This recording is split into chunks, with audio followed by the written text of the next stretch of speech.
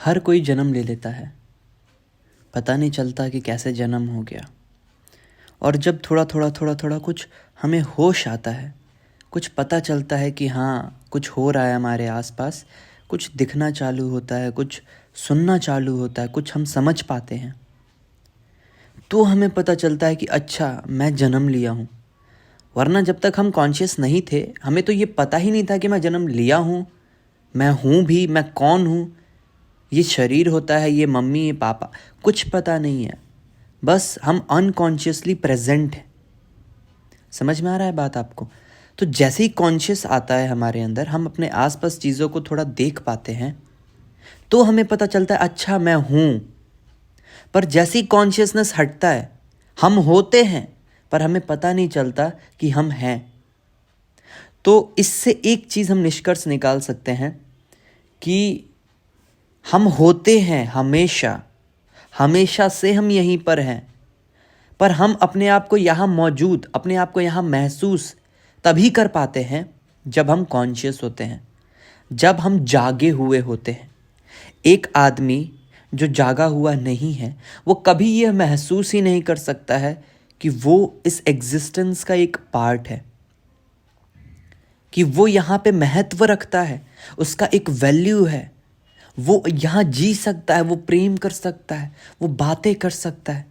पर जो आदमी बेहोश है, उसे यहाँ तक पता भी नहीं चलेगा कि वो एक मनुष्य है, उसके आसपास भी जिंदगी है। क्यों? क्योंकि उसे पता ही नहीं है कि वो है, वो पैदा हुआ है, वो जी सकता है, वो चल सकता है, उसके साथ ये सब हो रहा है, पर उसे पता नहीं है, बस हो रहा है। वैसे ही लेट्स सपोज एक बॉडी मर गया, तो वो बॉडी अब मर चुका है, वो कॉन्शियस अब नहीं रहा, परंतु फिर भी वो यहाँ है, बस अब वो अनकॉन्शियस हो चुका है। कह सकते हैं कि जो आत्मा था वो अब अनकॉन्शियस हो चुका है। आत्मा बॉडी में ही कॉन्शियस हो सकता है, और बॉडी में भी तब कॉन्शियस हो सकता है जब वो बॉडी कॉन्शियस होने के लिए मेहनत करे, वो बॉडी कॉन्शियस होने के लिए प्रयास करे। तो हम समझ सकते हैं, कुछ चीज़ें यहाँ हमें समझ में आती है कि हम यहाँ पर मौजूद हैं, अनंत काल से अनंत तक के लिए हम मौजूद रहेंगे। हम बस शरीर बदलेंगे, हम बस अपना वस्त्र बदलेंगे। हो सकता है हम ये पहचान पाएँ कि हम यहाँ पे हैं, हो सकता है कि हम ये जान ही ना पाए कि हम यहाँ पे हैं। बस फ़र्क ये है कि कोई कॉन्शियस है, कोई अनकॉन्शियस है, कोई जागरूक है, कोई बेहोश है। जो हमारे ग्रंथ हैं, उन्होंने हमें सीख दिया कि तुम्हें मुक्ति की तरफ जाना है, यानी तुम्हें कॉन्शियस होके ज़िंदगी को जीना है और अपने को हर बंधन से मुक्त करना है, ताकि तुम खुद पे ध्यान दे सको, ताकि तुम अपने आसपास के जीवन पे ध्यान दे सको, ताकि तुम प्रेम से जी सको। प्रेम, हम जन्म लेते हैं, हम खाली महसूस करते हैं, अधूरापन महसूस करते हैं, हम पीड़ा महसूस करते हैं। एक बच्चा जन्म लेता है तो बिना माँ के प्रेम के नहीं रह पाता, वो मर जाएगा अगर उसे अपनी माँ का प्रेम ना मिले तो। माँ प्रेम देती है, माँ उसका सहायता करती है, उसका ध्यान रखती है, तो वो बड़ा होता है। बड़ा होता है, फिर बाप का प्रेम मिलता है, पैसा मिलता है, सिक्योरिटी मिलता है, तो वो पढ़ता है, वो कुछ करता है, वो कुछ बन पाता है। और जब वो कुछ बन जाता है तो उसे अकेलापन महसूस होता है और उसे लगता है काश कोई जीवन साथी होता। क्यों? क्योंकि उसके अंदर कुछ खाली है, किसी चीज़ के लिए वो बचपन से तड़प रहा है, पर अभी तक उसे वो चीज़ मिला नहीं जो उसे संतुष्ट कर सके, जो उसे अंदर से भर सके, जिसे पाने के बाद सब पाना खत्म हो जाए। जब सारा मांग खत्म हो जाए, ऐसा पल, ऐसा क्षण अभी तक आया ही नहीं उसके जीवन में। वो प्रेम के तलाश में है, तो वो खोजता है। वो प्रेम किसी लड़की में खोजेगा, वो प्रेम किसी वस्तु में खोजेगा, वो खोजता है, वो कोशिश करता है और वो पाता भी है। एक लड़का एक लड़की के प्रेम में डूबता है और दोनों साथ रहना चालू करते हैं, दोनों विवाह करते हैं, परंतु फिर भी तब जाके दोनों को पता चलता है कि अभी भी कुछ अधूरापन है, अभी भी कुछ खालीपन है। केवल शारीरिक रूप से तो मैंने चीज़ें पूरी कर ली, जो मेरे वासनाएं थे मैंने उनको मिटा लिया, लेकिन मिटाने के बाद क्या वो वासनाएं खत्म हुए? किसी लड़की के साथ मैंने संभोग किया तो क्या मैं वहाँ पे संतुष्ट हुआ? क्या अगले दिन मुझे फिर संभोग करने का मन नहीं करता? मैंने शराब पिया तो क्या मैं संतुष्ट हुआ उसे पीकर? क्या मुझे तृप्ति मिली उसे पीकर? नहीं मिली, और बढ़ गया, और ज्यादा वो चाह बढ़ गया शराब पीने का। एक बार संभोग मैंने करा और ज्यादा चाह बढ़ गया संभोग करने का। तो ये तो उसी तरीके से है कि आग है और अब आग में हम घी डाल रहे हैं। तो वासना एक आग है जिसे हम जितना तृप्त करने का कोशिश करेंगे वो वासना और बढ़ते चला जाएगा। चालू करते हैं हम प्रेम की मांग से और पहुंच जाते हैं वासना तक। और ये जर्नी मैक्सिमम मनुष्यों का है। मैक्सिमम लोग इसी जर्नी में हैं। वो प्रेम के तलाश में रहते हैं पूरी जिंदगी और ख़त्म करते हैं अपनी ज़िंदगी को वासना के दौड़ में, और अंत में मर जाते हैं। जब मर रहे होते हैं तब उन्हें पता चलता है कि जीवन में कुछ हाथ नहीं लगा। चीज़ों को भोगा पर भोग नहीं पाया, और बाद में भोगना पड़ा खुद को, क्योंकि मैंने किसी चीज़ को भोगा था। उसके बाद जब मर रहा हूँ तब पता चल रहा है कि जितने चीज़ों को भोगा मैंने वो मेरा था ही नहीं। जितने चीज़ों को कमाया मैंने, जितने चीज़ों के पास जिंदगी लगाया मैंने, मेहनत किया मैंने, रात दिन तड़पा, दूसरों से दुश्मनी करा, दूसरों से आगे निकलने के चाह में रहा, पैसा, संपत्ति, बच्चे, सब छूट रहा है, सब दूर जा रहा है। कुछ था ही नहीं मेरा जो मेरा हो सके। तब तुम्हें वो मोह तुम्हारा उन चीज़ों से तुम्हें तड़पाएगा।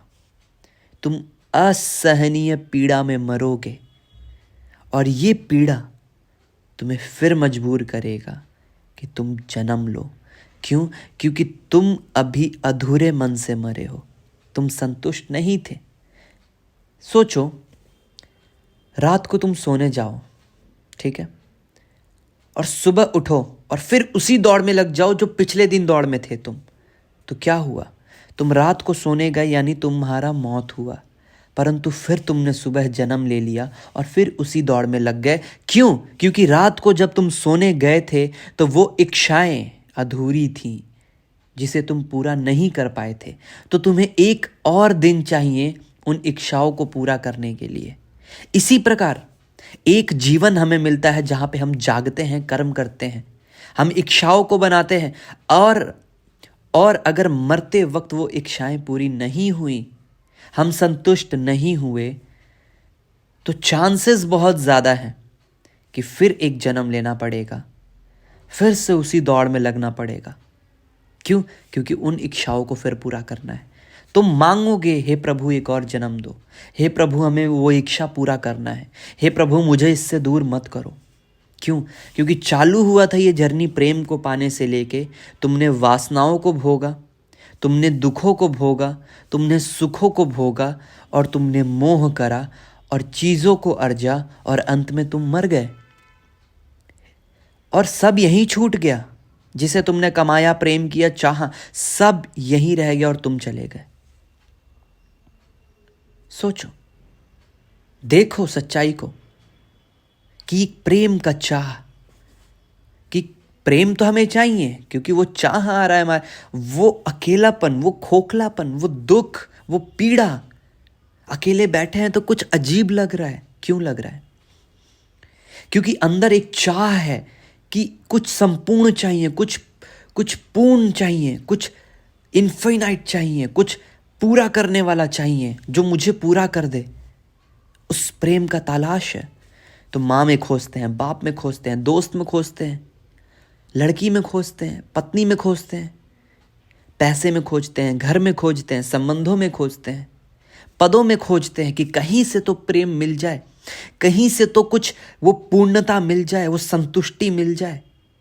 परंतु मनुष्य जितना जाता है इनके चाह में, जितना कोशिश करता है इनको प्राप्त करने का, वो और ज़्यादा मोह में बंध जाता है, वो और ज़्यादा अकेला हो जाता है, और ज़्यादा दुखों से घिर जाता है। तो क्या है इसका राह? तो क्या है सॉल्यूशन? क्या कर सकते हैं हम अपने आप को संतुष्ट करने के लिए? क्या कर सकते हैं हम कि हम उस प्रेम के रस में डूब जाएं? क्या कर सकते हैं हम कि हम जिंदगी को इतने मजे में जिए, इतने अच्छे से जिए कि जब मौत आई ना, जब मौत आए तो हम मौत को कह सके तेरा ही तो इंतजार था, कितने सालों से तेरा इंतजार था, अब तू आई है, आजा ले चल मुझे। और जब तुम मरो तो एक आनंद हो, एक खुशी हो मरने का, एक खुशी हो कि अब कुछ नया जानने को मिलेगा, अब मैं जा रहा हूं जहां से मैं आया था, जिसके पास से मैं आया था, अब मैं उसके पास जाऊंगा। क्या है वो रास्ता? वो रास्ता है प्रेम का। प्रेम प्रेम 3 रूप का होता है। एक होता है प्रेम का निचला स्तर, जिसे हम कहते हैं मोह। जैसे एक माँ को अपने बच्चे से बहुत मोह होता है, इतना मोह होता है कि वो मर जाएगी अपने बच्चे के लिए, जान दे सकती है अपने बच्चे के लिए, जान ले सकती है अपने बच्चे के लिए, लड़ सकती है, उसका बच्चा गलत है फिर भी वो अपने बच्चे को सही बोलेगी। क्यों? क्योंकि उसको अपने बच्चे से मोह है, इतना ज़्यादा मोह कि वो अपने बच्चे के खिलाफ सही चीज़ भी नहीं सुन सकती है, अगर वो सही चीज़ सुनने में गलत लगे तो ये प्रेम का निचला स्तर है। एक लड़के को एक लड़की से मोह हो जाए, या एक लड़की को एक लड़के से मोह हो जाए, मतलब कि मैं उसके बिना नहीं जी सकता, तू ही है मेरी जिंदगी, अब तेरे से ही शादी करना है, अब तेरे साथ ही रहना है, तुझसे ही प्यार करता हूं, तू सिर्फ मेरी है। ये मोह है। मोह अपने बारे में सोचने पे मजबूर कर देता है। मोह कहता है कि किसी भी हाल में तू मुझे छोड़ के मत जाना, यानी तुम अभी भी अपना सोच रहे हो, अपना अपना। मोह अपना सोचने को मजबूर करता है। प्रेम प्रेम एक ऐसा स्तर है कि तुम किसी से मानसिक स्तर पे जुड़ चुके हो। मोह क्या करता है? तुम अपना संबंध किसी से शारीरिक तल पे देखते हो कि ये जो बॉडी है ये सिर्फ मेरा है, ये जो शरीर, ये जो चेहरा, ये जो आदमी या ये जो औरत दिख रही है या दिख रहा है, ये मेरा है। पर प्रेम क्या कहता है? ये मेरा आज भी है, अगले जन्म में भी होगा और हमेशा होगा। मैं तेरे बारे में सोचता हूं, तू खुश रहे, तू आगे बढ़, तू जो चाहे वो कर। प्रेम कहता है तू खुश रहे, बस तू खुश है तो मैं खुश हूं। तुझे अगर अच्छा लगता है किसी और के साथ रहना, और अगर तू खुश है किसी और के साथ रह के, तो तू खुश है तो मैं खुश हूं। जा तू रह, उसी के साथ रह। ये है प्रेम। प्रेम कहता है तू आगे बढ़, तू कुछ कर, तू कुछ बन के दिखा, तू खुश हो जा, तू मुक्त हो जा, तू आजाद हो जा। प्रेम कहता है। और इस प्रेम में अगर वो दोनों साथ रहें और थोड़ा सा शारीरिक संबंध भी बन जाए, तो कह सकते हैं प्रेम में थोड़ा मोह होता है। मोह पूरा मोह होता है और प्रेम थोड़ा सा होता है। प्रेम में थोड़ा सा मोह होता है। और प्रेम का जो चरम रूप है, सबसे पवित्र रूप है, वो है भक्ति, जहां पे तुमको मन की भी जरूरत ना पड़े। शरीर मन इन दोनों से तुम ऊपर उठ जाओ और आत्मा के स्तर पे पहुंच जाओ। आत्मा सिर्फ एक होता है, और उसको आत्मा बोलना भी गलत है, क्योंकि हम उसे डिफाइन नहीं कर सकते। आत्मा रूप है परमात्मा का, अंश है परमात्मा का। यानी तुम परमात्मा के भक्ति में हो, यानी तुम प्रेम में हो परमात्मा के, जहां पे तुम्हें ना तो शरीर चाहिए, ना तो किसी का मन चाहिए, ना तो किसी का साथ चाहिए। तुम्हें सिर्फ और सिर्फ परमात्मा चाहिए। अब तुम शरीर और मन दोनों से ऊपर उठ चुके हो। तुम्हें सिर्फ एक नाम दिखता है अपने आगे, परमात्मा, यानी परमात्मा, सारे आत्माओं का कर्ता परमात्मा, जो इस पूरे ब्रह्मांड को, जो इस पूरे सृष्टि को धारण किए हुए है अपने अंदर। जैसे समझो कि अपने घर में हमारे पास 2 बल्ब है। 2 बल्ब 2 शरीर की तरह है, परंतु अगर हम समझें तो उन दोनों बल्बों को कौन जलाए रखता है? इलेक्ट्रिसिटी, बिजली। वो बिजली उसके लिए भगवान है, उस बल्ब के लिए, क्योंकि अगर बिजली ना मिले तो बल्ब अच्छा बल्ब हो, अभी बल्ब खराब भी नहीं हुआ हो तो भी वो बल्ब नहीं जलेगा। बिजली रिक्वायर्ड है उसके लिए। परमात्मा है बिजली उसके लिए, जो तुम्हें जिंदा रखे हुए है, जो तुम्हें सब कुछ दे रहा है फ्री ऑफ कॉस्ट।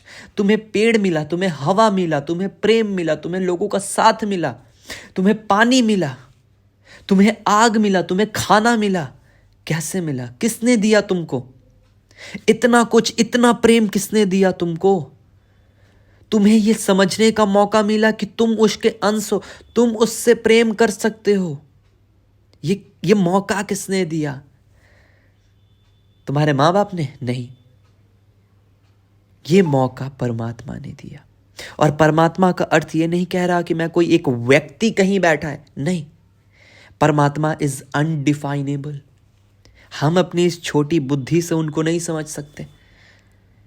भक्त क्या कहता है? मैं नहीं जानता कि परमात्मा कहाँ है, कैसा है, कैसा दिखता है। नहीं, मेरे को ये समझना नहीं है। मैं बस इतना जानता हूं कि वो मेरे है, वो मेरे हैं, वो मेरे साथ है और मैं उनसे प्रेम करता हूं।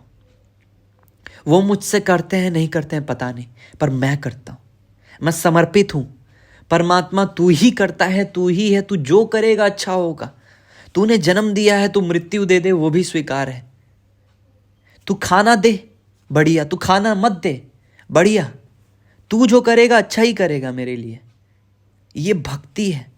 भक्ति जहां पे कोई संदेह नहीं है, भक्ति जहां पे कोई काम नहीं है, जहां पे कोई हवस नहीं है, जहां पे कोई वासना नहीं है, जहां पे कोई इच्छा नहीं है। भक्ति बस एक चीज मांगता है, बस प्रभु का नाम चलते रहे, बस प्रभु का स्मरण होते रहे, बस इतना ध्यान रहे कि वो मेरे साथ है, वो मेरे पास है, वो मेरे अंदर है, वो मेरे भीतर है। उसने मुझे धारण किया हुआ है, मैं उसका अंश हूं, यानी मैं ही वो हूं। मैं ही तो वो हूं, वो मेरा ही है, वो मैं ही हूं, मेरा ही एक प्रतीक है। तो जो मेरे आसपास है वो भी तो मैं हूं। जो मेरे आसपास मुझे दिखता है, क्या मैं उससे अलग हूं? कैसे अलग हूं मैं उससे? कैसे अलग हूं मैं उससे? मैं जब नहीं रहूंगा तो भी वो रहेगा, और वो जब नहीं रहेगा तो भी वो रहेगा। कोई ना कोई हर पल यहां है। मैं हूं, कोई और है। वो नहीं रहेगा तो मैं हूं, मैं नहीं रहूंगा तो वो है। ऐसे ही चलता है ये। यानी देखा जाए तो मैं हूं यहां, हर पल मैं यहीं पे हूं, यानी हर पल वही यहीं पे है, मेरे रूप में, तुम्हारे रूप में, जानवरों के रूप में, पेड़ों के रूप में, पानियों के रूप में, हवाओं के रूप में। उसी ने हमें धारण किया हुआ है।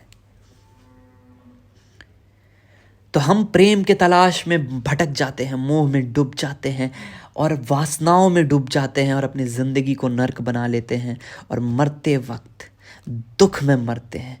पूरे जिंदगी दुख भोगते हैं, पर भी हमें यह समझ नहीं आता कि हम क्यों दुख भोग रहे हैं। क्योंकि हम कॉन्शियस नहीं है, क्योंकि हम इस जीवन का सही उपयोग नहीं कर पा रहे हैं। एक जानवर है, वो नहीं जान सकता, वो प्रेम नहीं कर सकता, तुम कर सकते हो। एक जानवर दूसरे जानवर को मार के खाएगा, वो खाएगा ही खाएगा, पर तुम्हारे पास ऑप्शन है कि तुम नहीं मारो किसी को। यही तो खासियत है मनुष्य होने का। कैसे तुम्हें ये खासियत मिला? तुम प्रेम कर सकते हो, तुम सोच सकते हो, तुम कॉन्शियस हो सकते हो, तुम जागरूक हो सकते हो, तुम ये जान सकते हो कि तुम किसके अंश हो, तुम ये जान सकते हो कि तुम क्या हो। कैसे होगा? प्रेम से होगा।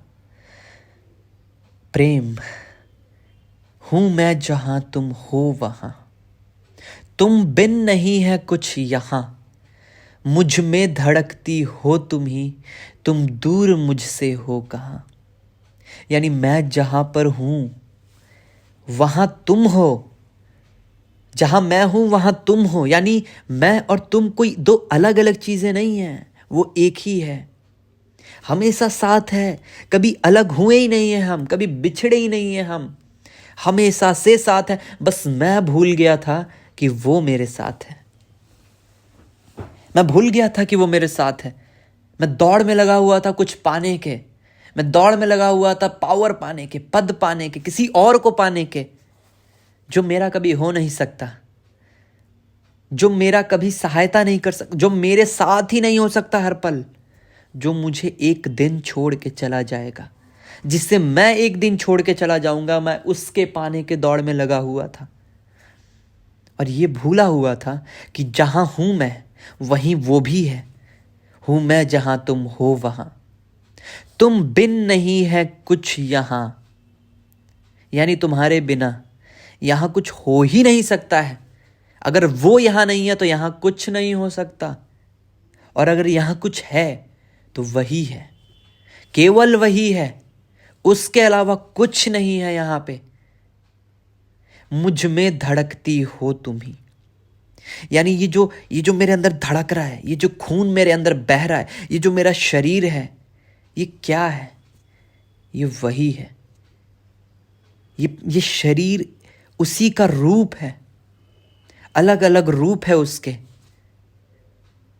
मेरे अंदर ये जो ऊर्जा है, ये कहां से आ रहा है? मैं कहां से सोच पा रहा हूं? मैं कहां से बोल पाता हूं? मैं कैसे जिंदा हूं? मैं कैसे ये जान पा रहा हूं, पढ़ पा रहा हूं, समझ पा रहा हूं? कैसे मुझे मौका मिला इतना कुछ समझने का? क्योंकि वो मेरे अंदर धड़क रहा है, अभी वो मेरे अंदर मौजूद है, इसलिए मैं ये सब जान पा रहा हूं, ये कह पा रहा हूं, ये सोच पा रहा हूं। जिस दिन वो मेरे से चला जाएगा, ये शरीर मिट्टी में मिल जाएगा, ये शरीर खत्म हो जाएगा। तुम दूर मुझसे हो कहाँ? कहीं नहीं, तुम कहीं हो, मेरे से दूर ना तुम हुए थे, ना हो सकते हो। प्रभु हमेशा हमारे पास है, प्रभु हमेशा हमारे अंदर ही तो है, हम ही तो हैं प्रभु। अगर जान सको तो तुम खुद को किसी और से अलग नहीं पाओगे। एक जानवर और तुम में फिर भेद नहीं रह जाएगा, क्योंकि प्रभु उसमें भी है, प्रभु तुम में भी है, तो प्रभु ही प्रभु हैं। प्रभु के अलावा यहाँ कुछ नहीं है। तब तुम किसी से गुस्से में बात नहीं कर पाओगे, क्योंकि तुमको पता है कि वही है जिससे मैं बात कर रहा हूं, और वही है जो बात करेगा भी। तो तुम अपने आप को भूल जाओगे, तुम खत्म, तुम मर चुके, तुम हो ही नहीं, केवल वो है। कुछ भी करेगा तो वो करेगा, कुछ भी होगा तो उसी के साथ होगा। तुम अब बीच में टांग नहीं अड़ाओगे, तुमने सौंप दिया, समर्पण कर दिया परमात्मा के सामने। तुमने कह दिया कि प्रभु जो तुम चाहो करो, जो तुम्हें सही लगता है वो हो, अब मेरा कोई इच्छा नहीं है। मंत्र तुमने कौन यह मारा कि मेरा हर कदम बेहोश है। मंत्र तुमने कौन यह मारा कि मेरा हर कदम बेहोश है सुख में। नाचती है रक्त की धारा, वचन कोई निकलता ही नहीं मुख से। आ रहा है समझ में? जब प्रभु के भक्ति में तुम डूब जाओगे ना, जब तुम ये समझोगे, जब तुम शरीर और मन से ऊपर उठोगे, जब तुम इससे पार चले जाओगे, तब तुम एक ऐसे स्टेट में चले जाओगे जहां पे तुम बेहोश हो जाओगे। बेहोश का अर्थ ये नहीं है कि तुम गिर जाओगे और तुम्हें कुछ पता नहीं चलेगा, नहीं। बेहोश का अर्थ ये है कि तुम जागे हुए रहोगे और अंदर से डूबे हुए रहोगे। तब तुम सुख के तलाश में नहीं रहोगे। सुख का इंग्लिश में अनुवाद होता है प्लेजर। अगर तुम प्लेजर के लिए जाओगे तो साथ में दुख आएगा। अगर तुम सुख पाने की चाह में रहोगे तो दुख तुम्हें उसी के साथ मिलेगा, वो निश्चित है, मिलेगा। अगर तुमने चाहा किसी लड़की से सुख पाना तो वही लड़की तुम्हें दुख देगी। अगर तुमने चाहा कि पद, पैसा, संपत्ति से सुख पाऊंगा तो वही पद, पैसा, संपत्ति तुम्हें दुख भी देगा। याद रखना, सुख और आनंद में फर्क होता है। मंत्र तुमने कौन यह मारा कि मेरा हर कदम बेहोश है सुख से, यहां पर ये जो सुख है, इसके जगह मैं लिखना चाहूंगा आनंद से, कि जब प्रभु का मंत्र हमारे दिमाग में चलता है, जब प्रभु ही प्रभु हमारे अंतर मन में छाए रहते हैं, जब तुम्हें एकदम दिखता है, जब तुम महसूस कर पाते हो कि प्रभु के अलावा कुछ नहीं है, कुछ नहीं है, मैं तो हूं ही नहीं, तब तुम एक ऐसे स्टेट में रहते हो जहां पे केवल आनंद रहता है, जहां पे कोई चिंता, जहां पे कोई वासना, जहां पे कोई डर, जहां पे कुछ खोने का डर, जहां पे कुछ पाने का चाह, सब खत्म हो जाता है। और जब ये सब नहीं रहता ना, तो तुम समाधि में रहते हो, तो तुम एक ऐसे स्टेट में रहते हो जहां पे तुम्हें सिर्फ और सिर्फ शांति महसूस होता है, जहां पे तुम खोए रहते हो, जहां पे तुम डूबे रहते हो, जहां पे तुम प्रेम में रहते हो। तब तुम्हें हर कोई, हर चीज अच्छा लगता है। तब तुम किसी को देखोगे तो तुम्हें उसमें केवल वो ही दिखेगा, वो इंसान तुम्हें नहीं दिखेगा, तुम्हें केवल प्रभु दिखेगा। तो तुम हर किसी के सामने सिर झुकाओगे, हर किसी के सामने, चाहे वो कोई भी हो, छोटा बड़ा, ऊंचा नीचा, औरत आदमी, बच्चा बूढ़ा, जानवर पेड़ पौधा, नदी नाला, कीड़ा मकोड़ा, कुछ भी हो, सब तुम्हारे लिए प्रिय हो जाएगा। तब तुम प्रेम हो जाओगे, तब तुम डूब जाओगे, तब तुम समर्पित हो जाओगे, तब तुम हाथ जोड़ लोगे, क्योंकि तुम्हारे सामने केवल वही तो है। और जब प्रभु तुम्हारे सामने हो तो तुम हाथ जोड़े बिना कैसे रह सकते हो? तुम प्रेम किए बिना कैसे रह सकते हो? नहीं रह सकते। नाचती है रक्त की धारा, वचन कोई निकलता ही नहीं मुख से, रक्त शरीर में बह रहा है, वो हर पल बह रहा है। और जब प्रेम में तुम डूब जाओगे, जब तुम्हारे अंदर प्रेम बहने लगेगा, तब तुम एक ऐसे स्टेट में रहोगे जहां पे तुमको बोलने का मन नहीं करेगा।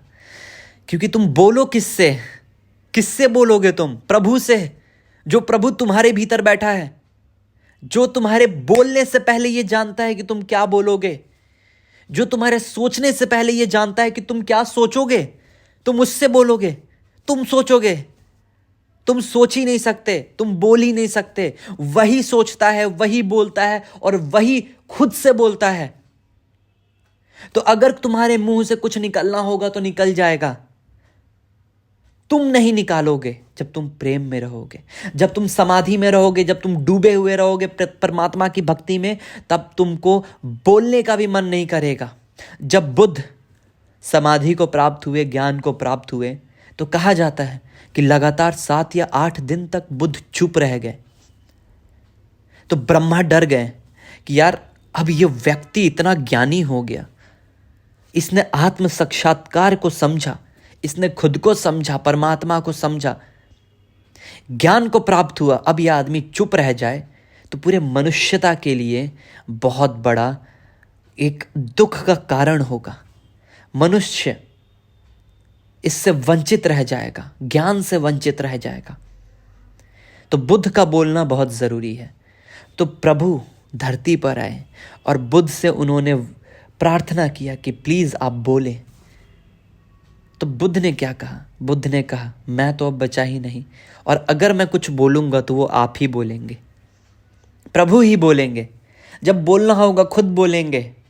मेरी इच्छा अब है ही नहीं, अब मुझे ना बोलना है ना चुप रहना है, मुझे ना कहीं जाना है, कुछ ना चाहिए, कुछ मांग ही नहीं है। क्योंकि मैं क्या मांगू?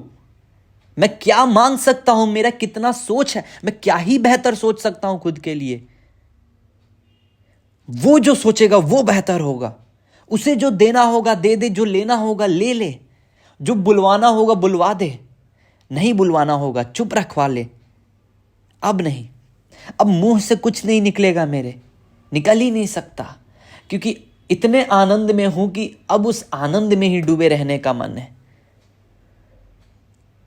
तो प्रेम है ये, और ये केवल तभी होगा जब तुम प्रेम के उच्चतम स्तर भक्ति में डूबोगे, जब तुम्हें शरीर मन की जरूरत ना पड़े, जब तुम्हें सिर्फ और सिर्फ अपने आसपास तुम्हें वही महसूस हो, तुम्हें केवल वो ऊर्जा महसूस हो जो तुम्हारे अंदर है, जो तुम्हारे कण कण में है, जो इस पृथ्वी के कण कण में, जो इस पूरे ब्रह्मांड को धारण किए हुए है।